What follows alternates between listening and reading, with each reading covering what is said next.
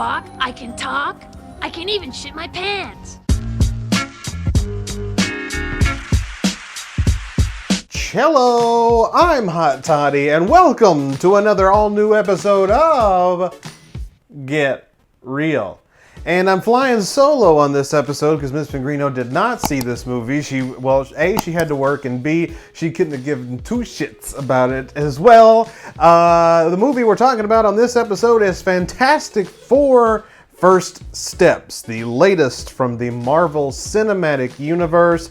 And what can I say about this film?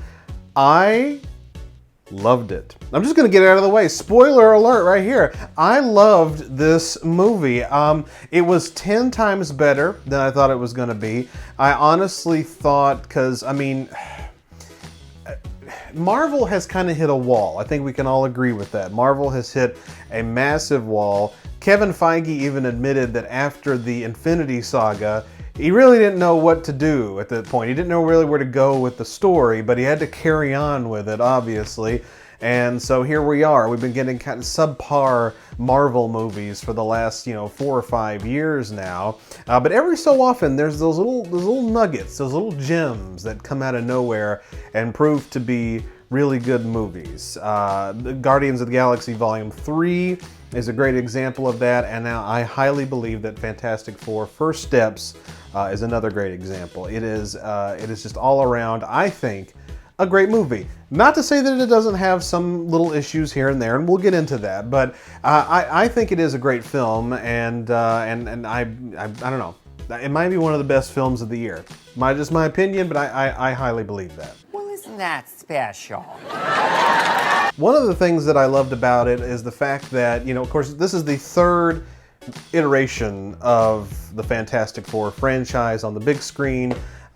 There's two other versions that has affectionately been known as the Jessica Alba Fantastic Four and the 2015 Fantastic Four. That's how they're designated. Jessica Alba 2015. The Jessica Alba movies were fine. They were sillier, I guess. Those were kind of like carefree superhero movies. They were not as taken as seriously as this one was, as are most of the movies in the Marvel Cinematic Universe. Most of them are taken seriously. I feel like the Jessica Alba Fantastic Four movies were not.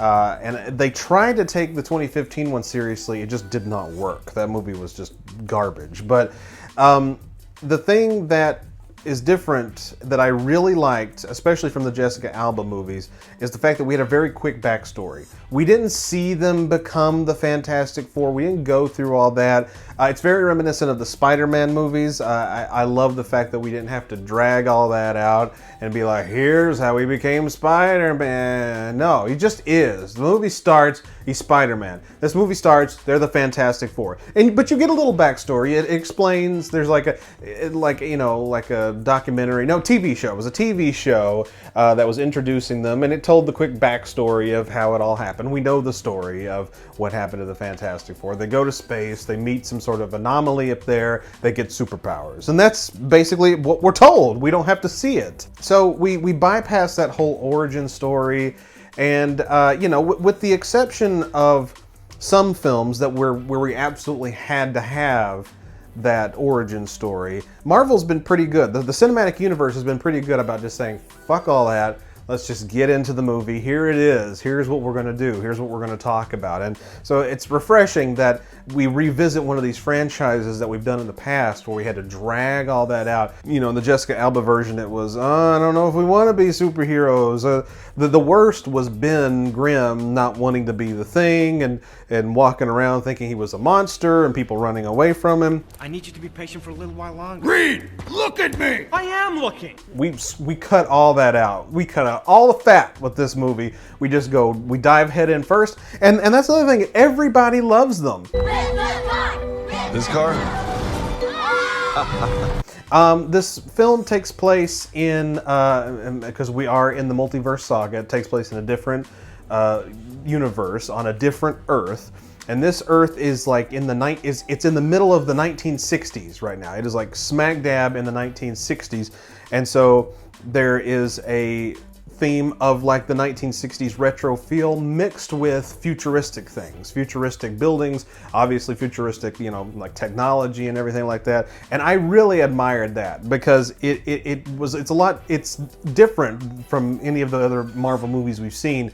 I like that old-timey feel because when I first saw the previews for this movie, when it first started coming out, I thought it was going to be the Fantastic Four takes place in the 60s. These were superheroes from the 60s, and we just don't talk about them. Something happened to them, or we just don't talk about them. And it takes place in a different universe on a different Earth, and so that made it more interesting to me. And that's one of the things I love about this is it is on a different Earth, but it's got this retro technological style to it, and it's shot beautifully. It is a beautiful movie. That's one of the major things that is different from the Jessica Alba and 2015 versions, is that they were a little sharp. They were shot a little darker, and the costumes were kind of blah. These are like vibrant, bright costumes, and everything in the whole film is bright, and the colors are just beautiful. The cinematography is out of this world, and the CGI actually, I think, is a step up from some of the previous CGI that we've had in recent Marvel films. I think we know one of the major drawbacks there, but this one was really well done. So I was highly impressed with the way it was shot. You know, all around, just really looks beautiful. It looks absolutely beautiful. You're sexy. And the story itself, you know, when the last few Marvel movies that have come out, there's some exceptions to this. It just feels like, you know, like an assembly line. We're just cranking out these movies, whatever, you know, here's another story in the cinematic universe. You know, it's become not exciting. It's not as fun as it used to be. We're done, you know, we're done with the surprise and the shock of all of this taking place in one universe, and they're all helping each other. The days of that are gone now. You know, it's not that exciting. So whenever a new Marvel movie comes out, it just feels like the same old thing, the same old formula. I guess you could technically say Fantastic Four had the same type of formula as other Marvel movies. What? But they did it in a way that was very entertaining. And I have not felt this, the way I felt about this movie, since Guardians of the Galaxy Volume 3. I'm going to be comparing these two movies, because the Guardians of the Galaxy movies themselves, they were always so good that they felt like they weren't a part of the Marvel Cinematic Universe. They felt like they were their own, like, franchise, their own set of films, you know?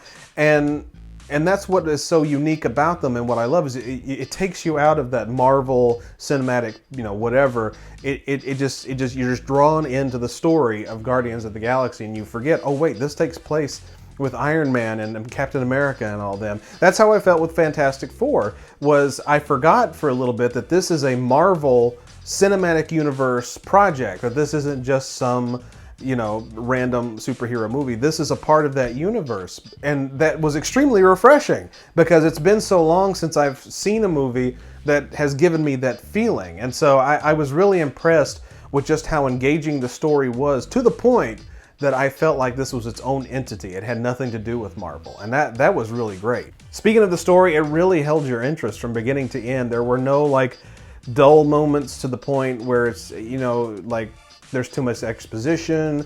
The one thing that Marvel will tend to do, and this was one of the biggest problems with the DCEU and why that is no longer a thing, is that sometimes the action scenes can go on and on to the point of nauseum.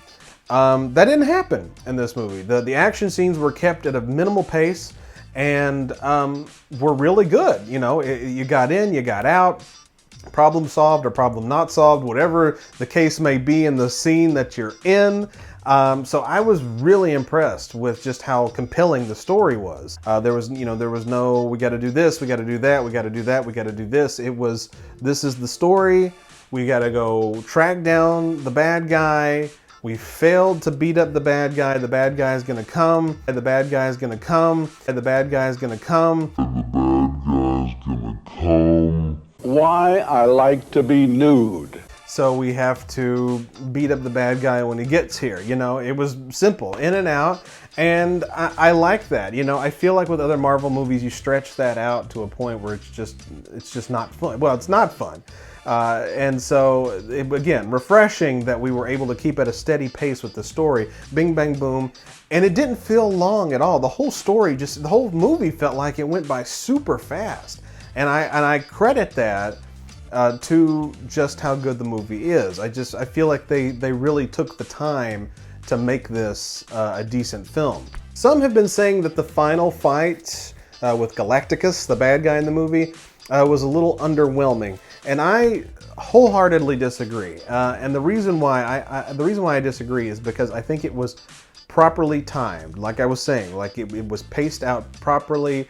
There was no this like hanging around. There wasn't any like excessive, you know, fighting, you know, things getting destroyed, people getting thrown around. I mean, there was a little bit of that, but it was just enough. It wasn't to the point, like I think back to Black Widow, where the final fight scene felt like half the movie. No offense to that film, because I actually liked Black Widow more than others did, and I love that character.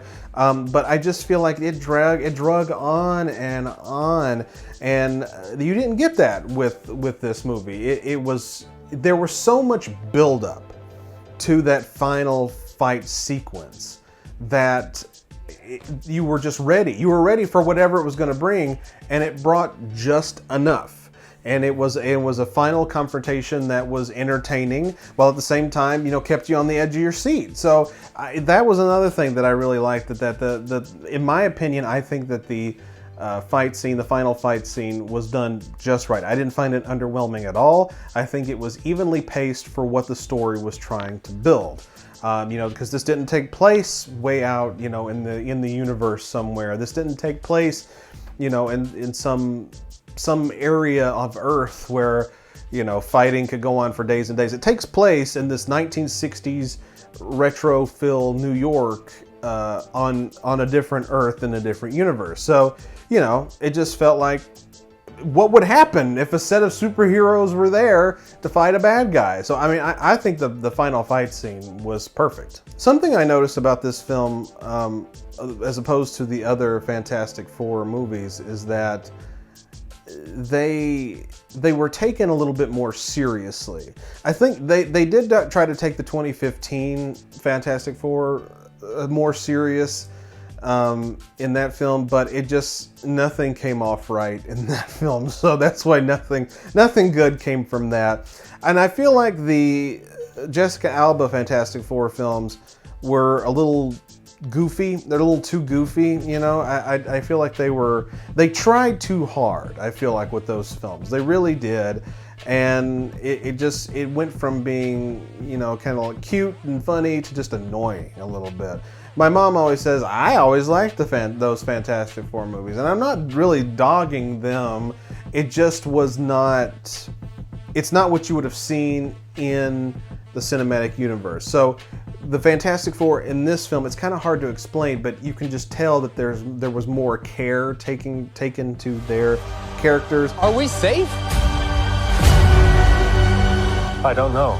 There was levity in the film. There was some laughs in there. There was, you know, it wasn't just completely serious, but I feel like they were more sophisticated, more prepared, and they were treated more like superheroes. Thank you, Fantastic Four. Thank you. Thank you, Fantastic Four! And I guess that's a testament to the fact that, again, that we didn't have to sit through like the origin story of these guys. It was just, you go straight in and you start learning about what's going on right now in the world of the Fantastic Four. So I like that as well. I don't have a whole lot to complain about. I mean, the movie, like I said, was really good. I will say, and I guess this is because this takes place in the comic book. See, as much as I love the Marvel movies, I am not a comic book guy. I've never really read comic books, really ever. I mean, I read some in my day, but I've only really been a major fan of Marvel since the cinematic universe movies. Well, since they've done any Marvel movie, since the movies started coming out, and the TV shows and the cartoons from back in the 90s. That was the stuff I liked. So I don't really know what happened when the Fantastic Four meet the Silver Surfer, because that's who the this is the Silver Surfer is like the main henchman, the main enforcer of Galacticus, who's coming to destroy Earth. Galacticus' appetite is never ending, and he has to consume planets, and so he's coming in to consume Earth, and the Silver Surfer comes to tell everybody that the world is going to end. I was getting deja vu when the Silver Surfer first arrived, and all of that started, because this was almost beat for a while there. It was beat by beat how it was done in the 2007 Fantastic Four movie, the second Jessica Alba Fantastic Four movie. It was like beat for beat of what happened there. There was even a scene where the Silver Surfer is trying to leave Earth, and Johnny Storm, Flame On, and he goes and chases her up into space, and he almost dies in space until he falls back down to Earth. That happened in this movie too, and that happened in the 2007 movie. So again, I'm like, wow, this is like beat for beat. But it could also be, again, because I'm not a comic book guy, it could be in the comics. I just found that, dare I say, comical. Oh, brother, this guy stinks! That it was kind of beat for beat there for a little while. And basically this is the retelling of that story, the Silver Surfer story, where the Silver Surfer comes down, says your world is coming to an end. She in this movie, it was he in the 2007 movie.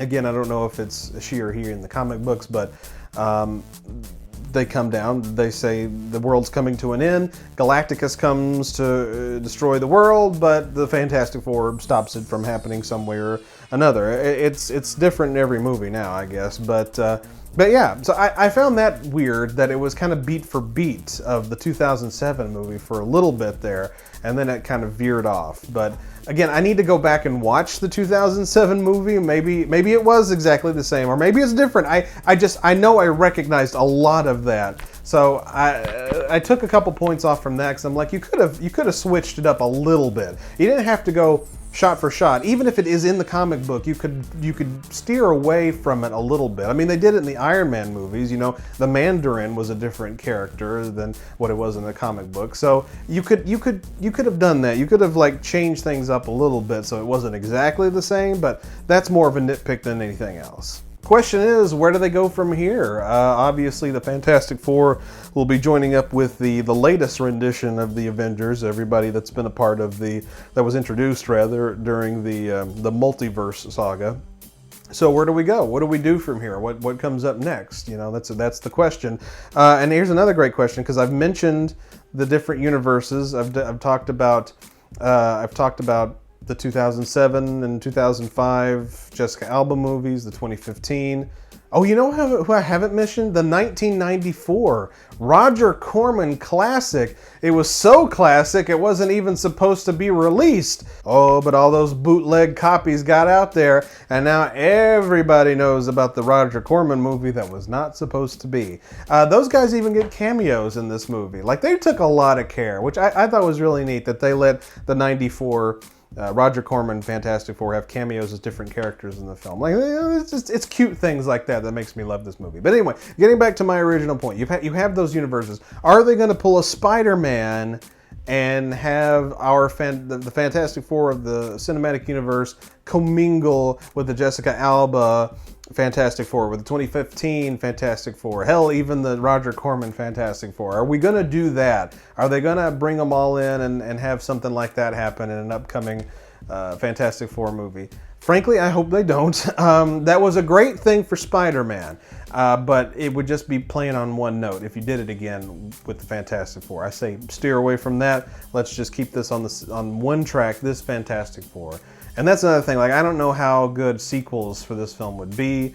You know, I've kind of felt the same way with Guardians of the Galaxy, because I loved that movie so much, but then I ended up loving Volume 2 and Volume 3 even more than the original Guardians of the Galaxy. So maybe the sequels will be great. I know the Fantastic Four will be back in Doomsday, Avengers Doomsday, which is the next big Avengers movie. So, you know, I don't know where the future of this will be, but I have hope for it, because like I said, I really like this film. And I love the actors in general who they got to play them. I mean, they were just perfect for the roles. They really did. Pedro Pascal, I love him anyway, but he was great as Reed Richards, and Vanessa Kirby was awesome as well.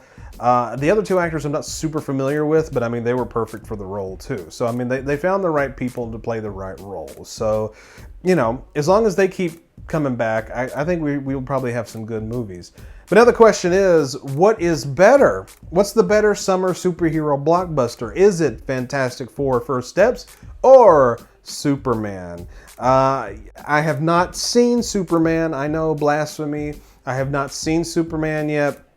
I don't know if I'm going to. Again, I know, blasphemy. I'm sorry. Who am I? What am I? It just wasn't. Superman is never really under my radar. It's never been one of my favorite superheroes. But I do know that, of course, it's directed by James Gunn, who also directed the Guardians of the Galaxy movies. And everybody's saying that that movie is fantastic. No, there's really, I've not heard any bad press whatsoever about the new Superman movie. And I've heard, like I said, kind of nitpicky things with Fantastic Four. So I guess if you were going by overall audience and critic reactions, Superman probably is the better film. But again, I've only seen Fantastic Four, so I can't say that Superman is better. So I am here to say Fantastic Four: First Steps is better than Superman. That's right, you can take that to the bank. But in all seriousness, I highly recommend this movie. I can't recommend it enough. It's a great film. Like I said, this is a great Marvel. I like the Fantastic Four anyway, but this is a great entry for them into the cinematic universe. I think it was long overdue, and it's become one of my favorite movies of the year. It really has, and I really think it's a good step for Marvel. Again, they'll probably just go back to what they were doing after this, cranking out the usual stuff. But at least we got this one movie that was really good. So definitely go check out Fantastic Four: First Steps in theaters now.